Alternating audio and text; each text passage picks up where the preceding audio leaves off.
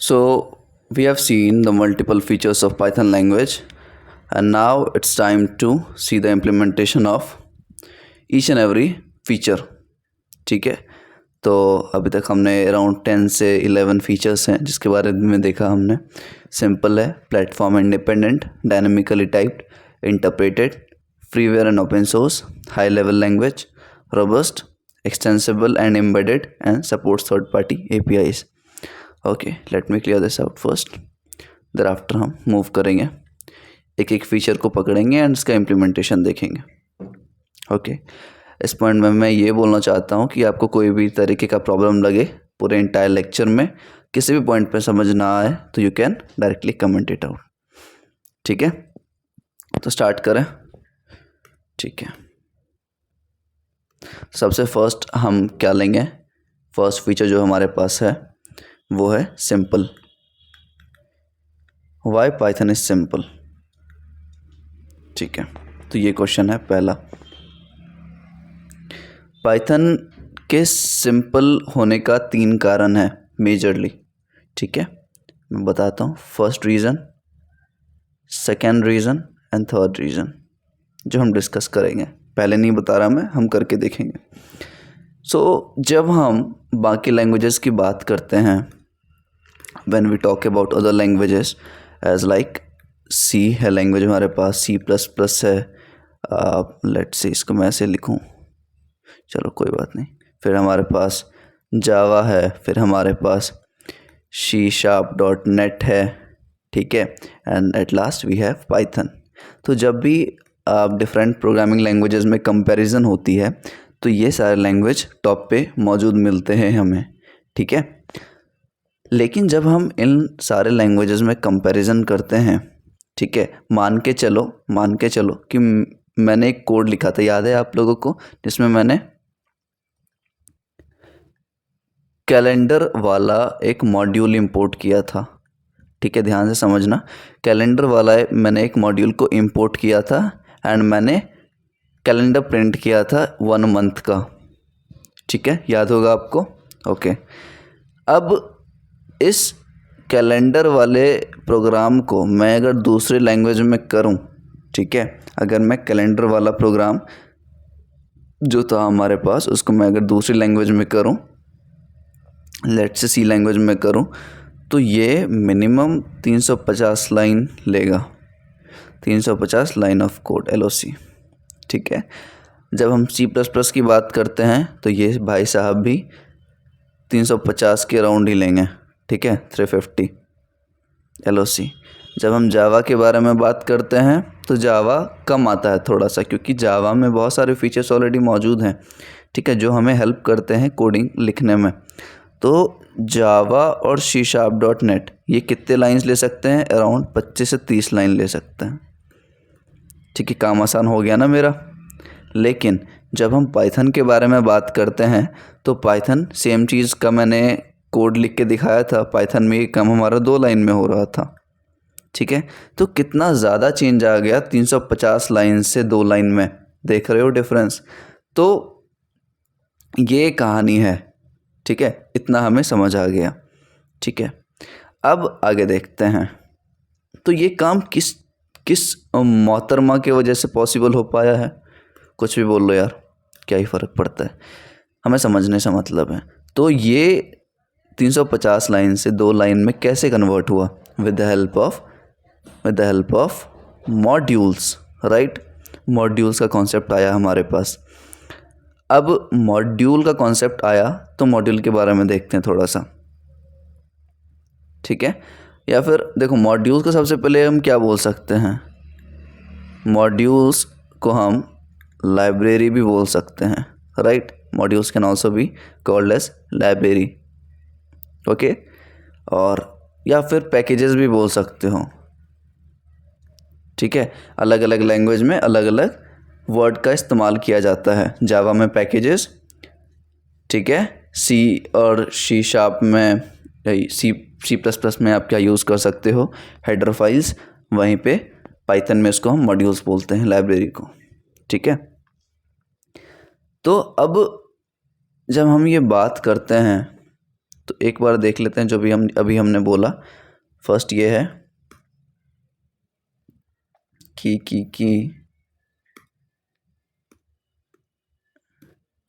First ये हमने बोला कि जब हम सी लैंग्वेज के बारे में बात करते हैं, फिर सी प्लस प्लस के बारे में बात करते हैं, देयर आफ्टर हमारे पास जावा है। एक एक चीज़ पे ना फोकस करो, ठीक है, तब भी हमें मज़ा आएगा पढ़ने में। फिर हमारे पास पाइथन है। तो सी प्लस प्लस में जो लाइब्रेरी है उसको हम क्या बोलते हैं? Header files. अब आपने अपने कॉलेज में पढ़ा होगा कि हेडर फाइल्स क्या होती हैं, ठीक है।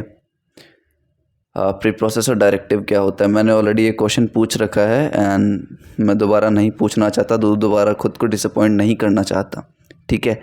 तो total number of header files कितने हैं आपको शायद पता हो सी लैंग्वेज में।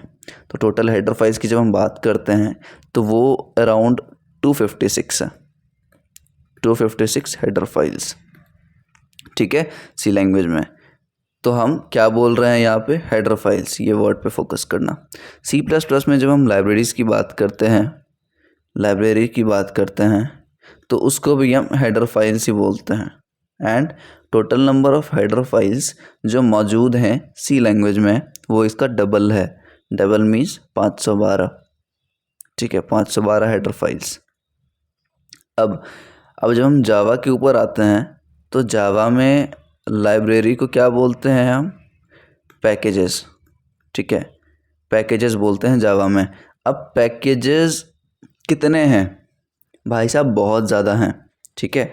जावा के पैकेजेस के बारे में आई डोंट थिंक सो कि एक मतलब डिफाइंड है इस चीज़ का, डिफाइंड होगा भी तो मुझे नहीं मालूम, ठीक है। तो पैकेजेस अलग अलग फ्रेमवर्क्स के ऊपर होते हैं, समझाता हूँ। जैसे जब हम जावा के ऊपर बात करते हैं तो कॉन्सेप्ट आता है JDBC का, कॉन्सेप्ट आता है स्प्रिंग बूट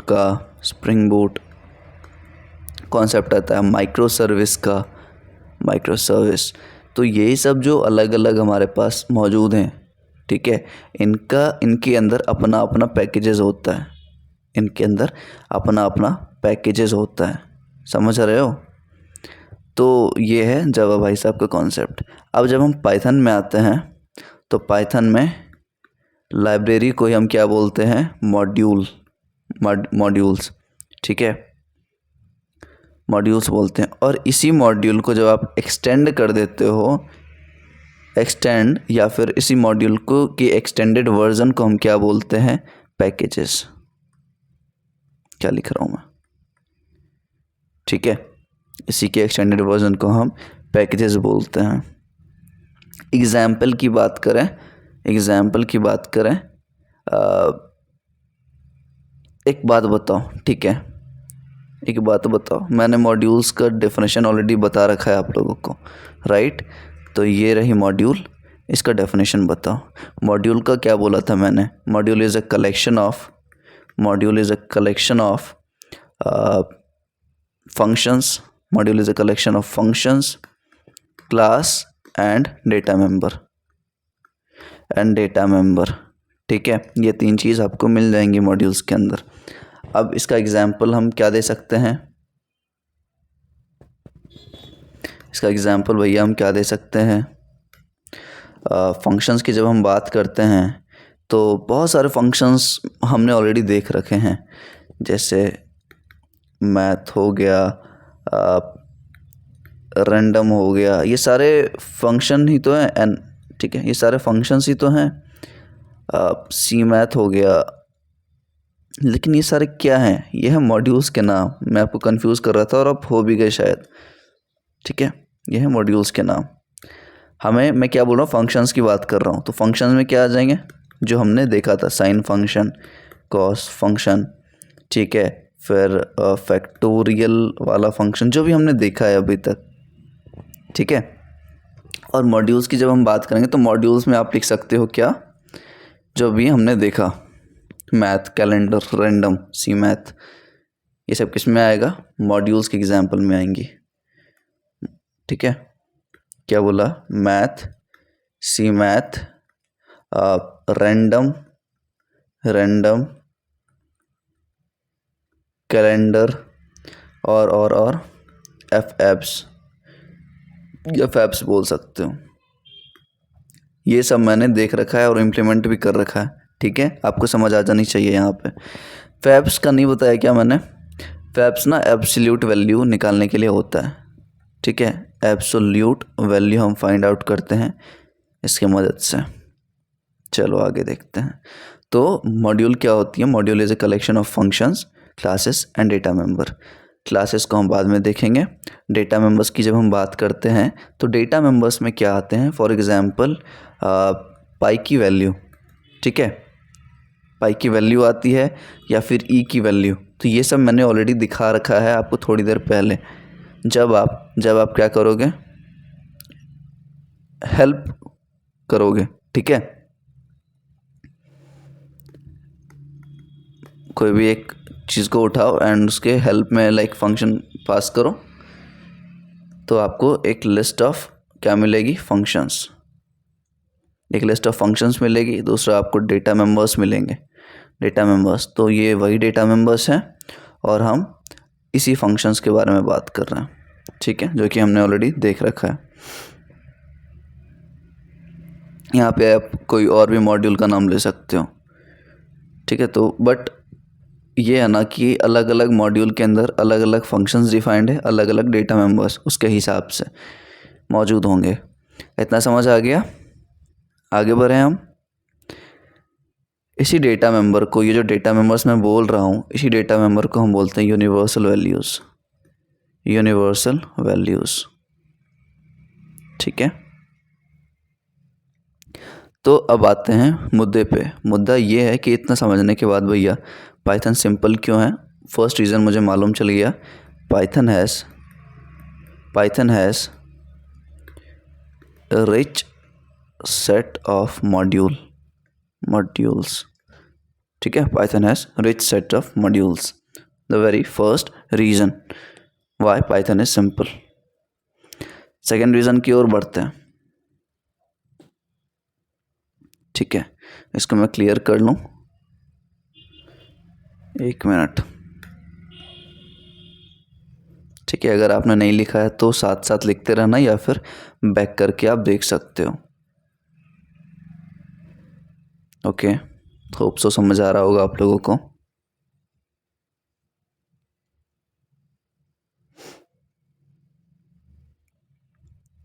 ठीक है, चलो नेक्स्ट रीजन की बात करते हैं।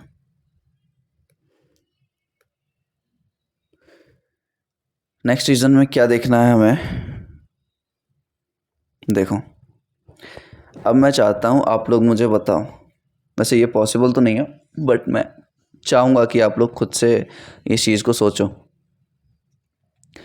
आपने अपने फर्स्ट ईयर में मेमोरी के बारे में पढ़ा होगा, जब आपने नंबर सिस्टम होता है ना, या पीपीएस, जो मैंने सब्जेक्ट ऑलरेडी बता रखा है आप लोगों को। तो उसमें एक कॉन्सेप्ट होता है मेमोरी का, ठीक है। उसमें एक कॉन्सेप्ट होता है मेमोरी का। मेमोरी क्या होता है?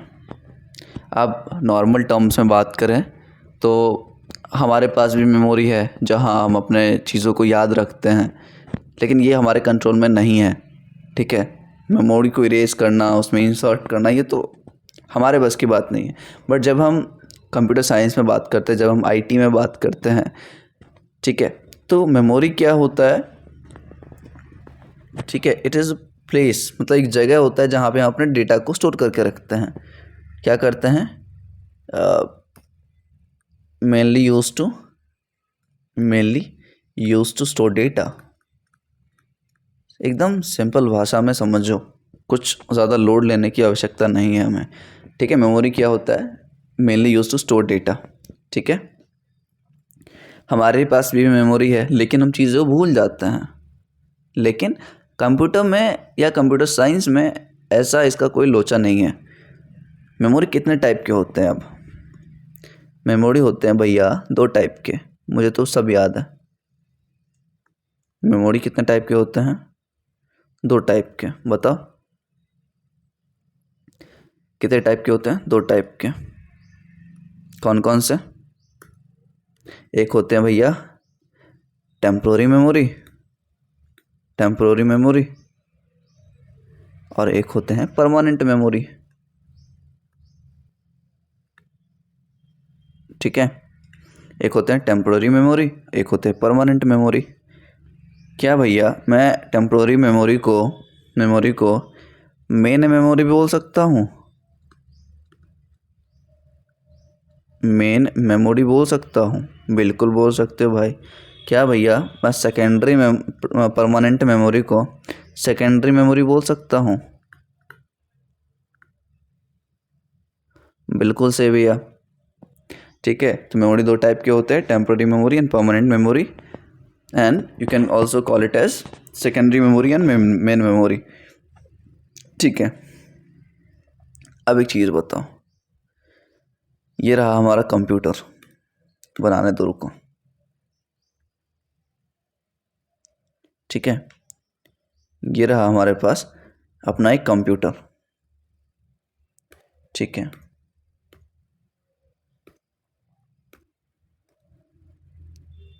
अब क्या है ना, मैंने कुछ ये रहा मेरे पास कीबोर्ड। ठीक है, मेरे पास ये कीबोर्ड रहा एंड यहाँ से मैंने कुछ इनपुट डाला। ठीक है, मैंने यहाँ से क्या किया, कुछ इनपुट डाला। अब ये कंप्यूटर के, ध्यान से समझो, अब ये कंप्यूटर के किस मेमोरी में जाके स्टोर होगा वो मैं जानना चाहता हूँ। थोड़ा थोड़ा तो पता ही होगा यार। हाँ, जब मैं कोई भी इनपुट स्टोर करना चाहता हूँ तो वो किस मेमोरी में जाके पहले स्टोर होता है? वो होता है भैया कहाँ पे? Main memory. कहाँ होगा? मेन मेमोरी में होगा। बिल्कुल सही। ठीक है, मेन मेमोरी में जाके स्टोर होता है। अब पहले तो डिफरेंस बताओ मुझे, बाद में बात करेंगे वो सब। डिफरेंस क्या है ये मेन मेमोरी और सेकेंडरी मेमोरी में, याद है क्या? देखो डिफरेंस ये है मेन मेमोरी और सेकेंडरी मेमोरी में कि मेन मेमोरी में अगर कुछ डेटा है, मान के चलो एक्स डेटा मौजूद है मेन मेमोरी के अंदर, ठीक है, मान के चलो फिर कंप्यूटर ऑफ हो गया किसी भी रीज़न से, ठीक है, या फिर एक पर्टिकुलर इंस्टेंट ऑफ टाइम के बाद किसी भी रीज़न से कुछ हो गया, ठीक है, तो ये डेटा उड़ जाता है, ये डेटा उड़ जाएगा। ये बात है मेन मेमोरी का। ओके, कोई भी काइंड ऑफ ऑपरेशन होता है तो ये डेटा ऑटोमेटिकली रिमूव हो जाता है, हट जाता है। लेकिन सेकेंडरी मेमोरी को हम परमानेंट मेमोरी इसीलिए बोलते हैं क्योंकि इसमें डेटा मौजूद रहता है। ठीक है, भले आपके कंप्यूटर के साथ कुछ हो जाए, भले आप कुछ भी ऑपरेशन परफॉर्म कर लो, यहाँ पर डेटा आपका सुरक्षित मौजूद रहेगा। ठीक है, तो अभी तक हमने क्या समझा कि जो डेटा हम डालते हैं या इंसर्ट करवाते हैं वो सबसे पहले टेम्पोररी मेमोरी में जाता है।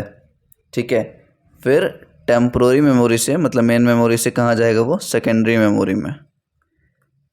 मेन मेमोरी से कहाँ जाएगा? सेकेंडरी मेमोरी में। समझ आ गई चीज़ें? सेकेंडरी मेमोरी का मतलब फाइल्स। ठीक है, मतलब जहाँ पे आप स्टोर करते हो डेटा को स्टोर करना, फाइल्स ले सकते हो, बहुत अच्छा एग्जाम्पल है। अब मेन मेमोरी जो है इसको हम लाइक क्या इसका एग्जाम्पल दे सकते हैं? बहुत अच्छा बताना मुझे। इसका एग्जाम्पल है भैया रैम। अब वापस पूछेंगे मैं रैम क्या होता है? RAM stands for random access memory, but आपको फुल फॉर्म नहीं बोलना, ठीक है, बस पता होनी चाहिए। रैम हो गया। सेकेंडरी मेमोरी की जब हम बात करते हैं तो सेकेंडरी मेमोरी का एक अच्छा एग्जाम्पल क्या हो सकता है? Hard disk.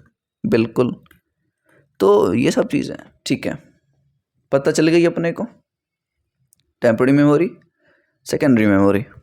ओके, अब हम बात करते हैं वापस से, आ जाओ अपने सी लैंग्वेज या फिर C++ लैंग्वेज की जब हम बात करते हैं तो मैं क्या करवाना चाहता हूँ ना, मैं 100 वैल्यूज़ को, ध्यान से समझना, मैं 100 वैल्यूज़ को स्टोर करवाना चाहता हूँ। मैं 100 वैल्यूज़ को स्टोर करवाना चाहता हूँ। ठीक है, अब सिनेरियो ये है कि जो मेमोरी लोकेशंस होंगे, ठीक है, 0 1 2 से लेके 9 तक जो मान लो, ओके, जो भी मेमोरी लोकेशन है उसमें हम अपने डेटा को रखेंगे, ठीक है। तो सी और सी प्लस प्लस में कंडीशन ये होता है कि मान के चलो ये 100 वैल्यूज़ के लिए मेरे 3 मेमोरी लोकेशन ही काफ़ी थे, ठीक है, 3 मेमोरी लोकेशन।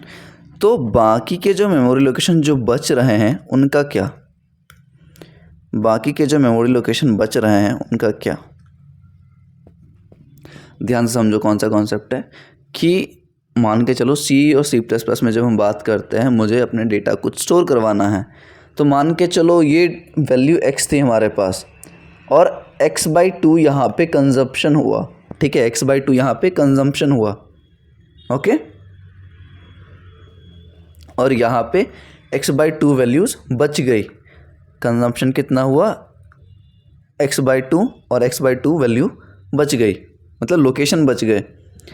तो ये लोकेशन क्या है भैया, ये लोकेशन एक वेस्ट है हमारे लिए। क्या बोल रहा हूँ, ये location is a complete waste for us. एक मिनट रुको, समझ आ रहा है कॉन्सेप्ट थोड़ा थोड़ा भी? नहीं आएगा तो मैं ये डॉट्स को कनेक्ट करने की कोशिश करूँगा, वेट करो, ठीक है। तो ये जो मेमोरी लोकेशन जो बच रहे थे वो हमारे लिए एक वेस्ट हो जाते हैं। वेस्ट किसका, वेस्ट ऑफ मेमोरी भैया, वेस्ट ऑफ मेमोरी। मेमोरी का वेस्टेज ही तो हुआ कि आपने डेटा के लिए मेमोरी लोकेशन तो ले लिया बट वो कम्प्लीटली लाइक वैल्यू को नहीं रख रहा, बच रही हैं बहुत सारी लोकेशंस, ठीक है। तो हमारे लिए वो वेस्ट ऑफ मेमोरी है। अब मेरा क्वेश्चन ये है कि सी और सी प्लस प्लस लैंग्वेज में आपको अगर ये वेस्टेज को एलिमिनेट करना है, आप चाहते हो कि मेरे पास कुछ ऐसा चीज़ हो जाए, कुछ ऐसा प्रोग्राम हो जाए, कोई ऐसा लाइब्रेरी हो जाए या कोई ऐसा मॉड्यूल हो जाए, सी और सी प्लस प्लस की बात कर रहा हूँ मैं, पाइथन पे नहीं आया अभी, जिसके वजह से, जिसके हेल्प से, जिसके मदद से ये मेरा मेमोरी वेस्ट ना हो। तो कैसे पॉसिबल है? I want you all to कि थोड़ा सा दिमाग लगाओ यहाँ पे, प्लीज़ अप्लाई योर माइंड। कैसे पॉसिबल है ये? तो देखो, ये point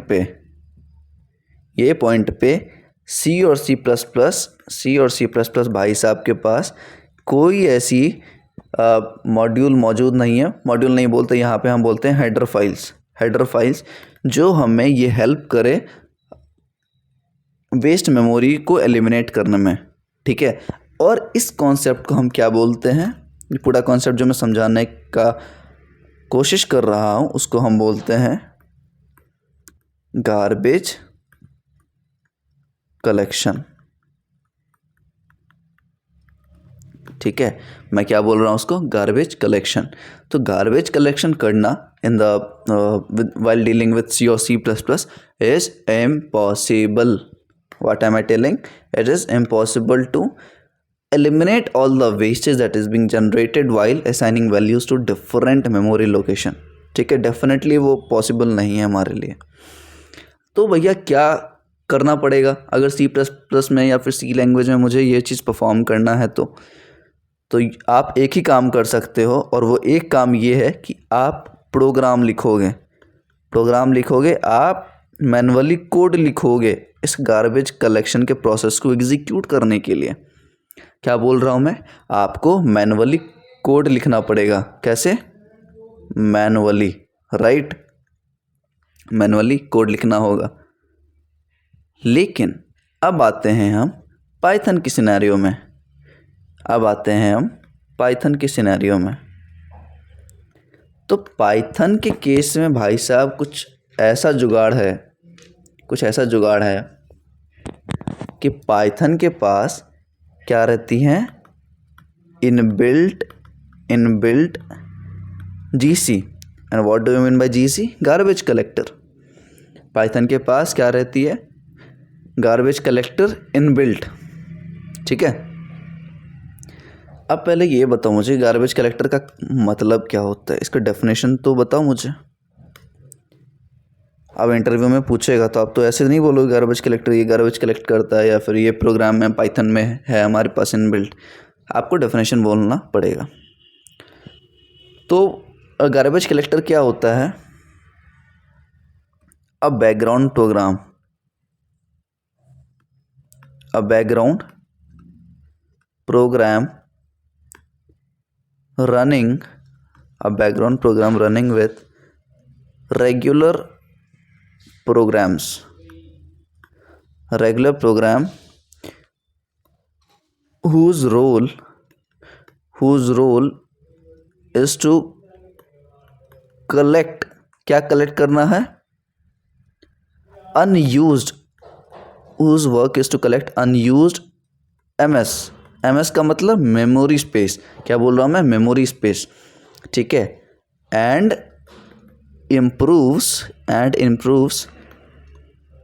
performance application, performance of applications, ठीक है। तो गार्बेज कलेक्टर क्या है? गार्बेज कलेक्टर क्या होता है? Garbage collector is a background program, या फिर एक पाइथन अटैच कर सकते हो। Garbage collector is a background program in Python जो रन करता है रेगुलर प्रोग्राम्स के time he.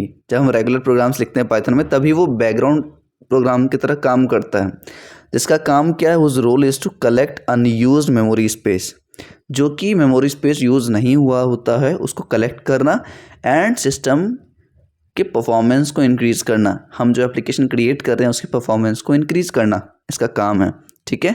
So we are done with the definition of garbage collector. Now let's come to our final conclusion, the very second point. Python has inbuilt garbage collection या garbage collector बोल सकते हो, जिसके वजह से हमारे memory loss नहीं होती है, मेमोरी स्पेस का लॉस नहीं होता है, ठीक है। इसको आप डिफ़ाइन कर लेना खुद के लैंग्वेज में, मैं शॉर्ट में बता रहा हूँ, ठीक है। वापस से रेज करते हैं, वापस से तीसरे कॉन्सेप्ट को देखते हैं। होप सो आपको बहुत अच्छे तरीके से ये समझ आ रहा होगा। आप ये मत बोलना कि भैया थ्योरी चल रहा है, डेफिनेटली हम इम्प्लीमेंट करेंगे सारी चीज़ों को, कोड पे भी आएंगे जल्द ही, बट बिना थ्योरी के कोड मत सीखो यार, ठीक है। बहुत सारे ऐसे कॉन्सेप्ट जो शायद आपको ना पता हो, ठीक है। आ जाओ, अब तीसरे पॉइंट के लिए हम बात करते हैं। तीसरे पॉइंट में क्या है कि एक बात बताओ, मैं क्वेश्चन से स्टार्ट करता हूँ इसको भी, कि हमारे इंग्लिश में कितने अल्फ़ाबेट्स हैं? हमारे इंग्लिश लैंग्वेज में how many alphabets do we have? Alphabets कितने हैं? आप बोलोगे, आप क्या सभी लोग बोलोगे जितने भी वीडियो देख रहे हो 26, राइट। क्या प्रोग्रामिंग लैंग्वेज में भी 26 होती हैं? क्या प्रोग्रामिंग लैंग्वेज में भी 26 होती हैं क्या? नहीं, प्रोग्रामिंग लैंग्वेज में होती है इसका डबल 52। ऐसा क्यों भैया? देखो, जब हम प्रोग्रामिंग लैंग्वेज की बात करते हैं, स्पेशली पाइथन की जब हम बात कर रहे हैं अभी, तो कैपिटल ए और स्मॉल ए, ठीक है, ध्यान से समझना, कैपिटल ए और स्मॉल ए कभी भी इक्वल टू नहीं होंगे। जब हम इनको कंपेयर करेंगे तो इनका क्या आएगा वैल्यू? फॉल्स। आप लोग ये करके देख लेना, अब वो टर्मिनल पे आपको दिख जाएंगे। तो जब भी हम कंपेयर करते हैं कैपिटल ए और स्मॉल ए को, तो हमें रिज़ल्ट क्या मिलेगा देखने को? फॉल्स। ऐसा क्यों? ऐसा इसलिए क्योंकि जब आप एस्काई में कंपेयर करोगे, अभी मैं क्या लिख रहा हूँ वो समझना है आपको अभी। तो एस्काई वैल्यू और यूनिकोड वैल्यू, पाइथन में एस्काई वैल्यू को ही हम यूनिकोड वैल्यू बोलते हैं, ज़्यादा कंफ्यूज होने की आवश्यकता नहीं है यहाँ पे। एस्काई वैल्यू का मतलब American standard code for information interchange, ये आप बोलोगे, ठीक है, बट मैं वापस बोल रहा हूँ कि फुल फॉर्म्स नहीं बोलना है, समझाना है आपको, ठीक है। तो यहाँ पे क्या है ना, जब हम एस्काई या फिर यूनिकोड की बात करते हैं तो ए का एस्काई वैल्यू कहाँ से स्टार्ट होता है? कैपिटल ए की जब हम बात करते हैं तो कैपिटल ए का भैया जो एस्काई वैल्यू है वो क्या है बताओ, आप लोग कंप्यूटर साइंस से हो, 65, ठीक है। स्मॉल ए का भैया क्या होता है? स्मॉल ए का होता है I think 97, am I right? 65 और 97, तो ये अलग अलग एस्काई वैल्यू के हिसाब से चलते हैं, काम करते हैं, तो ये अलग अलग रिप्रेजेंट किए जाते हैं। मतलब A to capital Z 26 and small A to small Z जी, ये मिला के 52 होते हैं, ठीक है। तो आगे से कोई भी पूछे कि अल्फ़ाबेट्स कितने होते हैं तो उसको 52 बोलना है। अगर प्रोग्रामिंग लैंग्वेज में बात कर रहे हो तो उसको ये कॉन्सेप्ट समझाना है, ठीक है। और अगर आपको ये कोड देखना है कि भैया मैं कोड कैसे देखूं, जैसे आपने बताया कि स्मॉल ए का जो एस्काई वैल्यू होता है वो होता है 97, तो अगर ये देखना है तो एक हमारे पास ना फंक्शन होता है जिसको हम बोलते हैं ऑड, ठीक है। ऑड के अंदर आप जो भी लेटर है ए बी सी कुछ भी लिखो, ये आपको उसका एस्काई दे देगा। क्या नाम है? ऑड। चेक कर लेना, नहीं तो मैं होगा तो अभी दिखा दूंगा आप लोगों को, ठीक है। अब मेन चीज़ ये है ना कि यहाँ पे मैं ये बता रहा हूँ कि पाइथन जो है वो एक्यूरेट कॉन्सेप्ट्स पे चलता है। एक्यूरेट कॉन्सेप्ट, बहुत प्रिसाइज कॉन्सेप्ट, ऐसा नहीं है कि मतलब कुछ भी गड़बड़ हो गया तो चलेगा जैसे दूसरे लैंग्वेज में होता है। इसको मतलब है एक्यूरेसी से पाइथन भाई साहब को, ठीक है। पाइथन में हमारे पास मॉड्यूल्स भी मौजूद हैं। पाइथन के जो मेन पॉइंट है ना वो ये है कि इसके सिंटैक्स बहुत सिंपल होते हैं इन while we compare it with other languages like C और C++ या जावा, ठीक है। तो ये प्रोग्रामर्स के लिए बहुत ही इजी टास्क हो जाता है to write programs in Python. समझ आई चीज़ है? तो ये कुछ मैं अभी इम्प्लीमेंट करके दिखाऊंगा, ये पार्ट आपको कोड करके, 1-2 लाइन का ये यार, ज़्यादा टाइम नहीं लेगा। और आपको थर्ड ये जो है ना कि सिंटैक्स बहुत सिंपल है पाइथन का, इसलिए ये बनेगा हमारा थर्ड पॉइंट। क्या बनेगा? पाइथन हैज़ क्या? Python has user friendly syntaxes, जो भी बोल लो, जिसके वजह से हमें इजी होता है कोड को लिखना, कोड को रिमेंबर करना, ठीक है।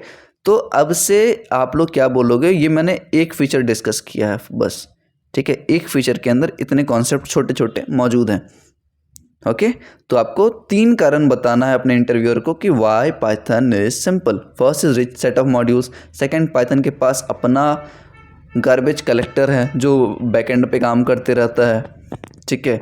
और थर्ड क्या है? एक यूज़र फ्रेंडली सिंटैक्स पाइथन का, ठीक है। अब 1-2 चीज़ हम देखते हैं।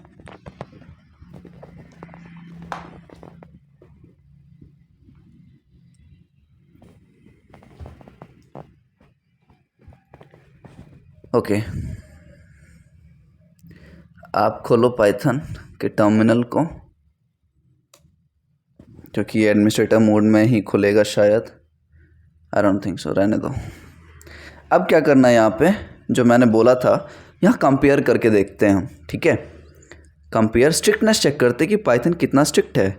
तो अगर मैं ऐसा करूँ, capital A is equal to small A, क्या लगता है क्या आएगा? मैंने क्या बोला? मैंने बोला है फॉल्स। क्या पता ट्रू दे दे। क्या आ रहा है? फॉल्स। मतलब ये इक्वल नहीं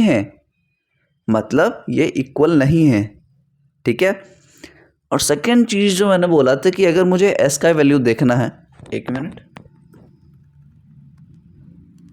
और मैंने बोला था सेकंड में कि अगर मुझे एस का वैल्यू देखना है तो हमारे पास एक फंक्शन है ऑड, एंड यहाँ पे आप पैरेंथेसिस लो, इसको क्या बोलते हैं, पैरेंथेसिस, ठीक है। यहाँ पे हम क्या लिख सकते हैं, यहाँ पे हम लिख सकते हैं जो भी अल्फ़ाबेट का हमें चाहिए होगा एस का, स्मॉल ए का चाहिए 97, राइट। अगर मुझे कैपिटल ए का चाहिए देखना है तो 65, ठीक है। तो हमने सही चीज़ देखा था, ठीक है, हमने सही चीज़ देखा था। तो अब से कोई पूछे आपसे कि how many alphabets do we have, in English we have 26, in computer science we have 52, and now you have the reason to explain why is it so, right. चलो नेक्स्ट लेक्चर में बात करते हैं, या इसके आगे मैं कंटिन्यू कर दूंगा, ठीक है। आगे हम क्या बात करने वाले हैं, आगे हम ये बात करेंगे भाई साहब दूसरे फीचर के बारे में, क्योंकि मैं हर एक फीचर को डिटेल में समझाने का प्रयत्न करूँगा, ठीक है। तो ज़्यादा विचलित नहीं होना है आप लोगों को, धैर्य रखिए, ठीक है, और धैर्यपूर्वक इसको समझिए, क्योंकि ये लेक्चर बहुत लंबा जाने वाला है।